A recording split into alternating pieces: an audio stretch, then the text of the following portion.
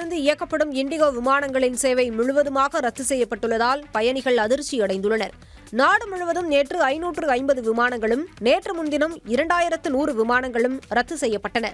இதனால் விமான நிலையங்களில் பயணிகள் போராட்டத்தில் குதித்தனர்.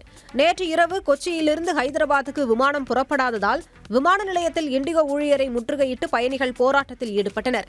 இதன் காரணமாக இண்டிகோ பயணிகளை விமான நிலையத்திற்குள் அனுமதிக்க வேண்டாம் என்று மத்திய தொழில் பாதுகாப்பு படையை இண்டிகோ நிறுவனம் கேட்டுக் கொண்டுள்ளதாகவும் தகவல் வெளியாகியிருக்கிறது. இண்டிகோ நிறுவனத்தின் 20 ஆண்டுகால சேவை வரலாற்றில் இத்தனை விமானங்கள் ரத்து செய்யப்படுவது இதுவே முதன்முறையாகும். விமானிகளின் ஓய்வை உறுதிப்படுத்துவதற்காக உள்நாட்டு விமான போக்குவரத்து ஆணையரகம் அமல்படுத்திய பைலட் டியூட்டி டைம் லிமிடேஷன் என்ற விதியே இந்த சேவை ரத்துக்கு காரணம் என்று கூறப்படுகிறது. இந்த நிலைமை சீரடைய பிப்ரவரி 10ஆம் தேதி வரையாகும் என்று இண்டிகோ நிறுவனம் அறிவித்துள்ளது. இந்த மாதம் 8ஆம் தேதி முதல் மேலும் பல இண்டிகோ விமானங்களின் சேவை குறைக்கப்பட உள்ளதாக கூறப்பட்டுள்ளது.